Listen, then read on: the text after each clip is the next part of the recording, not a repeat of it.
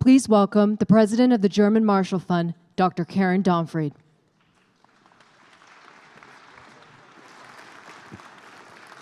Good afternoon, everyone. I am so delighted to have the opportunity to welcome all of you to NATO Engages on behalf of the German Marshall Fund of the United States. We could not be happier than to be doing this second edition of NATO Engages again with our wonderful partners, the Munich Security Conference and the Atlantic Council. It has been an amazing day so far. We're glad you are still all here because there's lots more intellectual food to come. And I have the great privilege of welcoming to the NATO Engages stage the Foreign Minister of the Federal Republic of Germany, Heiko Maas. Minister Maas, please come to the podium. We are so delighted to have you here at NATO Engages. Thank you. Thank you very much, ladies and gentlemen. It's a special moment for me to speak here today about the view from Berlin on NATO's 70th anniversary. And because it reminds me of the people of Berlin, more specifically those who lived there 30 years ago, and their views could hardly have been any more different. There were those for whom NATO has already been a promise and at the same time a certainty. A guarantor of freedom for more than 30 years. Freedom in the midst of fences and checkpoints. And there were those who took the streets to demonstrate for that freedom, week after week and month after month. Then the Berlin Wall fell, and with it, a failing system. The longing for freedom was too great to be contained by walls. And after 28 years of division, all Germans from both sides of the border were finally able to fall into each other's arms again. And ladies and gentlemen, apart from all the emotion images everyone associates with this event, there was one thing above all else which the year 1989 made everyone realize. Freedom, peace, and security are linked. They belong together. And I suspect that back then there was no place in the world where this was as evident as it was in Berlin, where the system faced each other. Even when the Cold War was at its hottest, the Federal Republic could always rely on its allies, especially in West Berlin. On both sides of the Atlantic, the last 70 years have shown how valuable strong alliances are. That's what NATO stands for, never alone. The security of each individual member state is the security of all. NATO remains the cornerstone of our security and the central pillar of transatlantic relations. In no other organization do the countries of North America and Europe cooperate so closely. And I'm delighted that today Secretary General Jens Stoltenberg became the first representative of a multilateral organization to address both houses of the US Congress. This sent an important signal, especially at the time like this. Not only because it lends our joint alliance support, but also because it's a clear commitment to multilateral cooperation.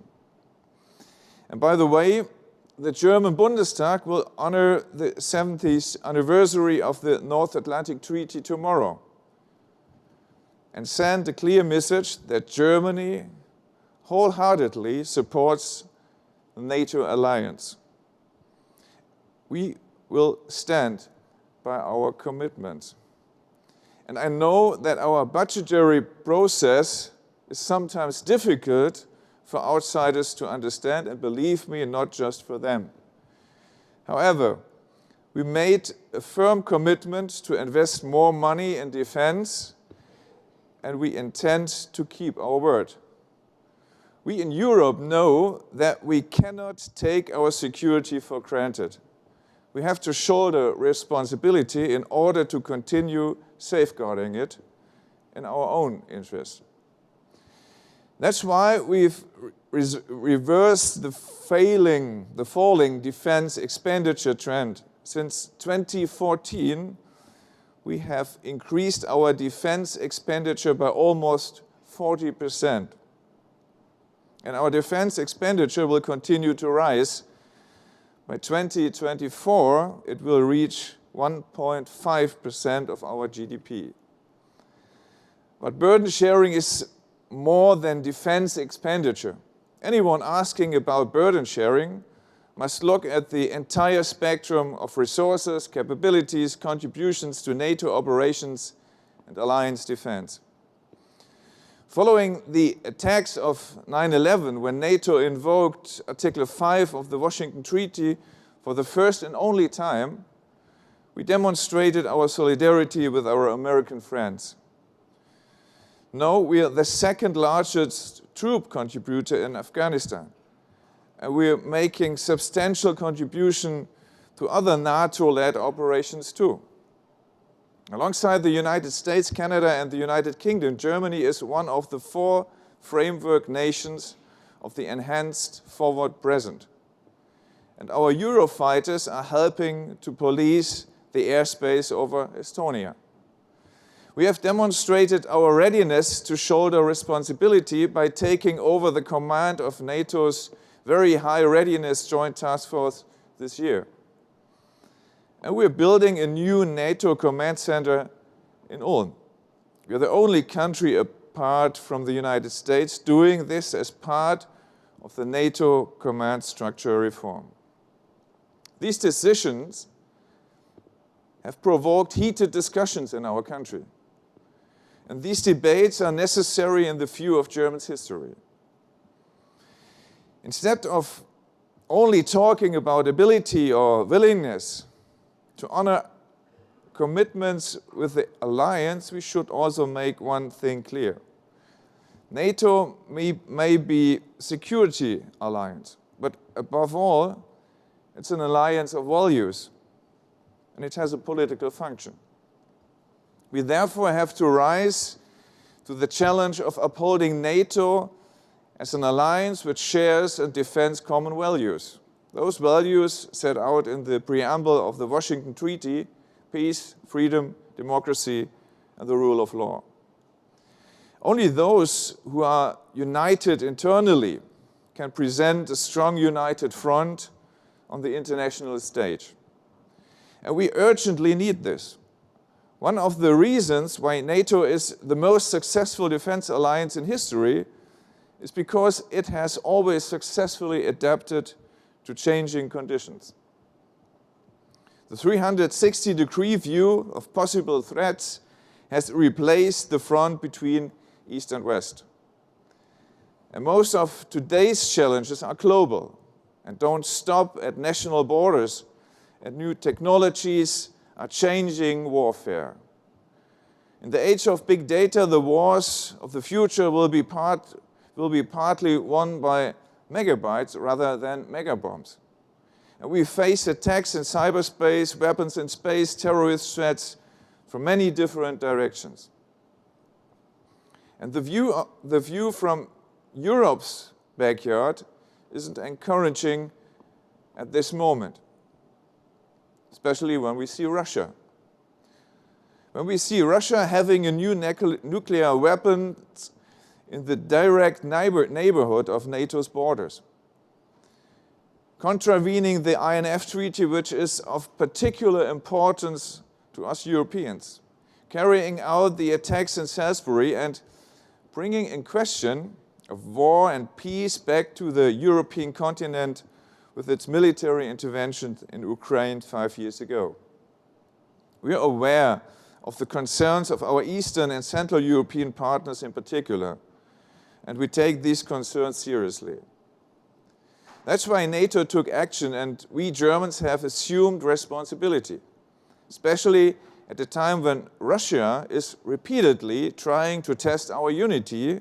We must and we will stand united. But that doesn't mean breaking off all channels of dialogue with Moscow.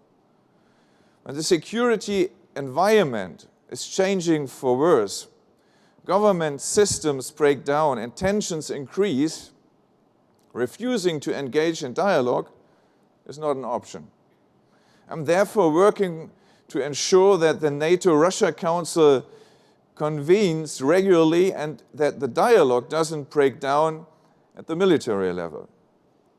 This is the only way to maintain transparency and to minimize the risk of an unwanted military escalation with disastrous consequences. We should also try to stand united when it comes to another major power, China. China is set to become the subject of the 21st century on both sides of the Atlantic. There are security implications, but China is a challenge on almost every topic. And it's important to gain a better understanding what implies that for NATO, especially in the light of the possible termination of the INF Treaty. Therefore, we have to understand that the world, as we know, it is coming unhinged. So, we also have to keep China in mind when we talk about arms control and put disarmament back on the agenda in the first place. And we are doing that. We took over the presidency of the United Nations Security Council on Monday. We are shouldering responsibility. We are helping to strengthen the European security and defense policy in close coordination with NATO, not in competition with the European pillar in NATO, but in order to strengthen it. And outside existing structures, we are bringing like-minded partners together in an alliance of multilateralists to address various security-related issues, such as climate change and arms control.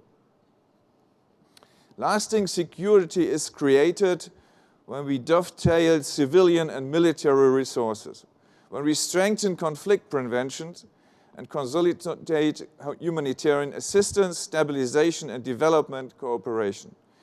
We believe that these are the main elements of a comprehensive concept of security, and that's both effective and efficient, and that's strategic. Now, it's important to make NATO fit to tackle the challenges of our age. First of all, NATO must perform its core tasks, namely to safeguard the security of our joint Euro-Atlantic area. And Germany will continue to shoulder responsibility for that. Secondly, NATO's open door policy remains valid. The recent accession of Montenegro and the forthcoming accession of the Republic of North Macedonia show how attractive NATO continues to be. And thirdly, NATO must find answers to new challenges and threats to security, such as climate change, the digital revolution, hybrid influence, or disinformation campaigns. The alliance is an unparalleled success story. There's no doubt about it. And that's not just because it has brought Europe stability during the last 70 years.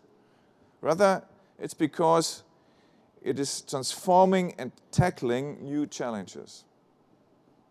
Ladies and gentlemen, George H.W. Bush once said, "We know what works. Freedom works. We know what's right. Freedom is right." In the light of domestic and external challenges, that's certainly not a given. It's hard work, but we're glad to invest our efforts. And that brings me back to the people of Berlin. For the last 30 years, they have been unwavering in their endeavors to make their city an epicenter of freedom. That would have been nearly impossible without NATO, without the Transatlantic Alliance. Without NATO, Germany wouldn't have got what the historian Fritz Stern once called the second chance. The second chance in the last century. And we Germans won't forget that. Thank you very much.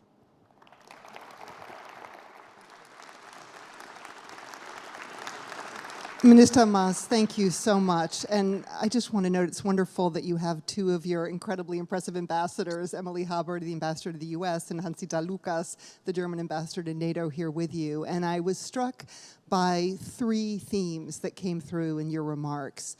One of them was the fact that Germany will stay true to its commitments, including in the area of defense spending. And I know that's a message that everyone in this room certainly appreciates and applauds. A second theme was about how when you're a member of NATO, it means that you're never alone. And I think about that comment you made in the context of two of the geopolitical challenges that you raised, Russia and China. And I'm thinking that for anyone who's living in Lithuania today, they don't feel alone because Germany is leading a battle group that is part of NATO's enhanced forward presence. And that's certainly one of many examples of how Germany is showing solidarity in the NATO context. I was struck there that you mentioned China as well. And I think that's actually a forward-looking challenge for all NATO allies. And it's certainly been an issue on the American agenda for quite some time.